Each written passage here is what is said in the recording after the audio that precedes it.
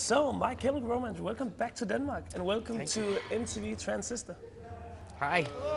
How is it to be back on the road with a brand new album that's not The Black Parade? It's very good. You know, I guess there was points where maybe we felt like it wasn't going to ever happen again. So, you know, starting back up in November, I remember that was the feeling I had walking on stage was, oh, this is so awesome to be able to do this again. And it's like a different vibe this time. Yes, much different vibe. And you guys, you've been together now for 10 years as a band. 10 years. Did you, when you formed 10 years ago in New Jersey, did you ever think that it would go that far? I mean, we believed in the band, but I guess we didn't have a concept of how far a band could go. Maybe that's more what it was, you know. Yeah, it's beyond our wildest dreams. And you can say that even though you've had like millions of records sold, you have sold out tours for like years in a row, you still managed to avoid all the pitfalls of fame and rock stardom. How do you guys do that? Because you just seem to be like a bunch of guys still just playing music.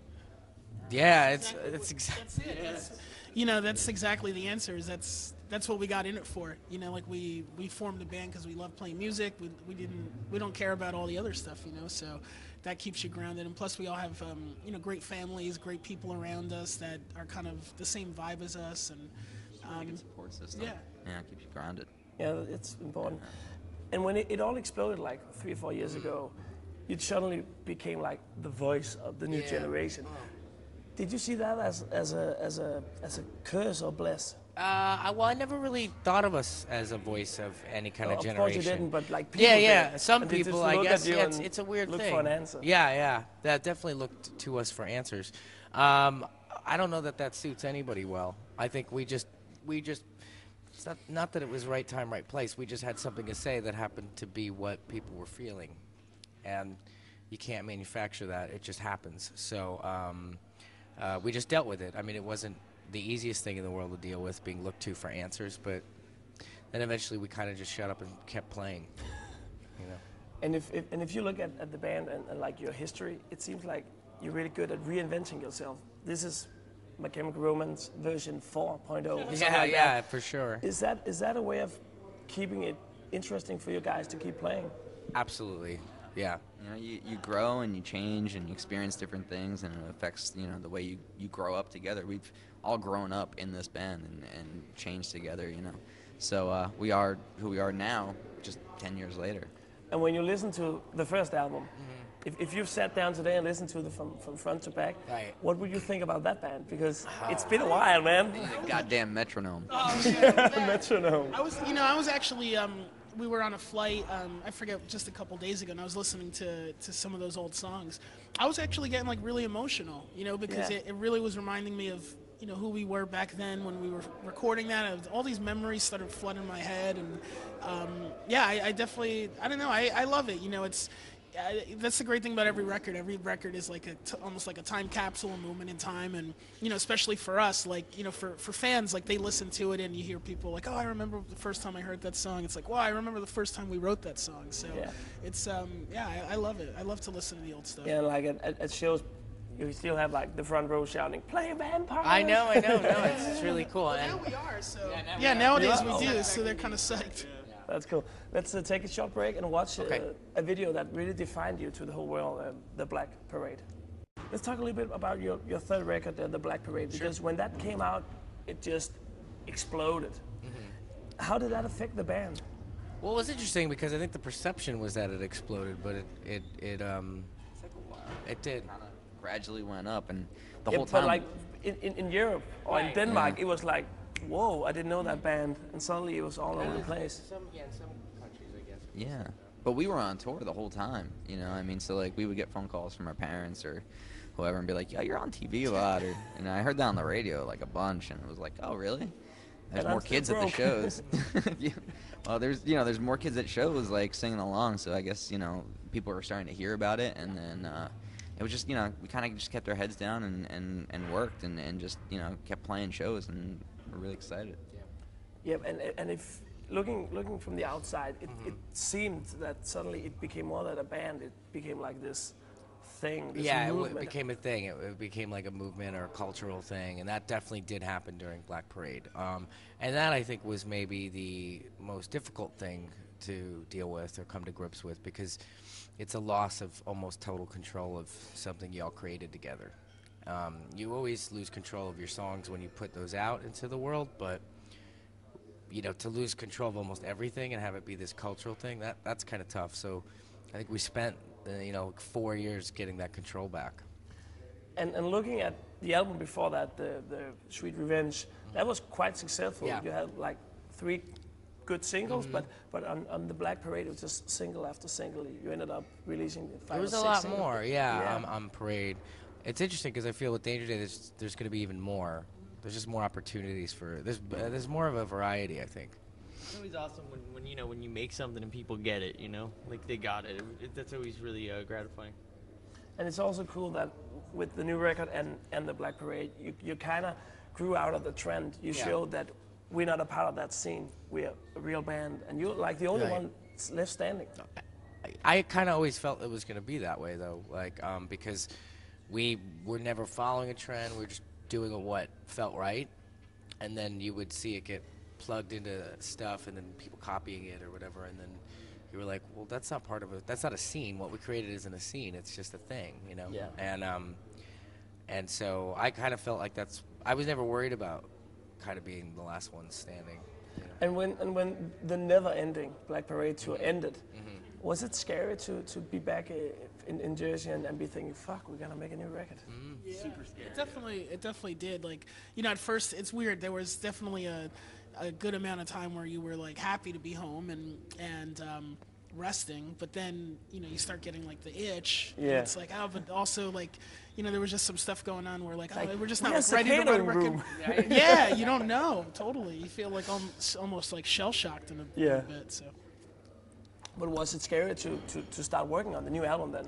Yeah, that was pretty scary. Well, we also, I don't think we're ready. We just kind of needed to play together. I think that's all we really needed to do. Instead of start making albums, we should have just been playing a lot together and just hanging out and just doing that and get the engine going. Let's talk a lot about the new album, but Sure. let's just watch the video to Na Na Na. Great. So the new album, Danger Days, True Lives of the Fabulous Killjoys, it ended up being quite a long process. Yes. How was it when you found yourself back in the studio? Did you start too soon? I feel a little bit. Yeah, I think the recording process started too soon. It was one of those things where we had taken some time off, lived our lives a little bit, and then did the song for Watchmen, and it felt really good to playing, to start creating. So we were like, oh, we must be ready to write a record. And so we got into the studio, and it was, all right, well, this is the record we're going to make. This is the direct opposite of what Black Parade was, so that must be the right direction. And we achieved that goal, but at the when we finally got to the end result, it was like, oh wait, no, that's not what the next record should be. That's just what we wanted at that moment. So we need to start again. Yeah, because when Desolation Road, the single came out, I was like, whoa, this is a whole new edge. So did you got caught up with that? Not caught up with that. That was very planned out. I had called Zach and we had a discussion about it sounding very specific to the era that the film was set in. So, but it was very fun to do that. And I think around that time we were writing a lot more aggressive material. It was good to kind of get it out. It was like scratching an itch, yeah. And sometimes it's like, you can't find the sound you're going to evolve into. The sound will find you. That's a good cliche, but it's true. It's true. But you ended up getting to a point where you were like, fuck, we have a record, but we can't release it. Yeah, it had no identity. How is it to make that phone call to the record label and say, man. oh man, we're going to need another million, another year, another producer? It's weird. It wasn't like that. It was very natural. We just started, Tom Wally, who has always been very supportive of the band, was the head of the company at the time. And, he could sense, I think, in us that we weren't finished. And so he said, why don't you just, go hang out with Rob Cavallo again and rekindle that. And it happened. We had songs we still wanted to write, and Rob happened to be free, and he was like, all right, well, go do what you got to do. And then you ended up building up this new concept. Right. Kind of a concept. It's kind not of really a concept, concept. but more like a visual it's thing too. Right. But is that a way of channeling your creativity? Oh, absolutely. I feel the need to at least do a little bit or a lot every time we make a record to create a world, and I feel like that's what the band does with its music, and build these worlds together, and then I kind of feel like visually representing those somehow, like they need something, you know. It's not always going to be something that's a giant procedure, but No. I guess whatever the record calls for, whatever it asks for. And it really suits the music. I feel like that. But like after the Black Parade tour, obviously you guys grew tired of that concept. So isn't it like a fear in the back of your head that, oh, like in a year from now we don't want to be doing the good news is we don't the Killjoy thing. Yeah, but we're not, which is cool. Like the Killjoys is so much about very real things, you know.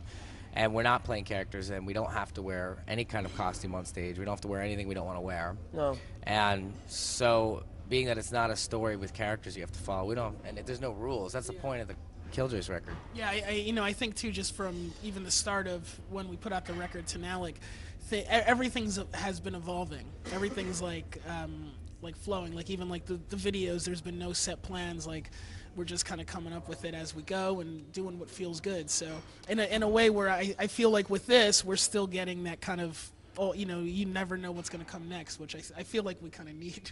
You know? Yeah. So you kind of build the foundation for the next 10 years of My Chemical Romance. Yeah, you know, or the next adventure you're going to have, maybe it's 2 years, you know. But I do feel like we've rebooted in a way and built a foundation for the next 10 if we want to do them. You know. Cool. Let's watch the Desolation Road video and then finish up. Great. Cool.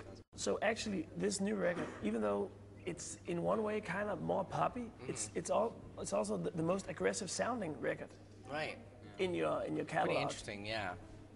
How did you manage to end in that corner? You know, it's weird. I think it was just a lot of experimentation, and what you're hearing is a band celebrating that experimentation and that excitement to be creative. You know, we picked up a lot of instruments that weren't like the normal instruments that we would play. Like, you know, a lot of us were on synth and working with drum machines and creating loops within like in a Pro Tools setting, and just, you know, kind of reimagining the way we would write songs. Yeah. And that was really fun, you know, to just, you know, take everything that you know and throw it out the window and just start brand new again. But production-wise, because it would be like the easy way just to make like a over-polished rock record like American Idiot with Green Day, something like that. But you choose to make it much more rough edge. Well, I think the core of Danger Days is dirty. Like that was the idea. It was about keeping stuff dirty. It was about the whole, you know, notion of the record is like, you know, how far will we go to keep cleaning stuff up till it has no personality left? You know, like rock got so cleaned up that it got wiped off the face of the planet almost. So to revitalize that, you need almost rock and roll's worst enemy, which is where it started, which is you know, a good pop song. Well, that but also like agitating and challenging and being dirty and dancing. Yeah, like Elvis dancing and pissing people off. Like so much of that. I wouldn't take you guys as dancers 10 years ago. Oh man, you've never seen us live then. That's all I do. I've seen you twice, so. But like every time you make a new album, is it with an idea of making the old albums redundant? Yes, and I don't know. It's not a conscious thing, but I've had friends come up and say I can't listen to your old stuff once you put a new one out, and I take that as a really big compliment. And the new album has been out for quite a while now. So do you still feel that you managed to succeed that? Oh yeah, absolutely. Well, it's still pretty new. Yeah, it just came out in the end of November. It feels like it's been a long time, yeah. Time goes fast when you're on tour. It does. In the end, the future for My Chemical Romance, is that bright or is it red or is it black or What where color does it is go? it? It's multicolored. Yeah, so it's all colors, right? Which would be Orange, white. yellow, like the sun. Like the sun. Right now it's the sun, yeah. And is it just planned out touring the next year or is it? Yeah, this year we're pretty much locked into a bunch of touring, and then next year's uncertain. Cool. Thanks a lot. Thank you. For taking your time and have a good show tonight. We will. Looking Thank forward you. to see it.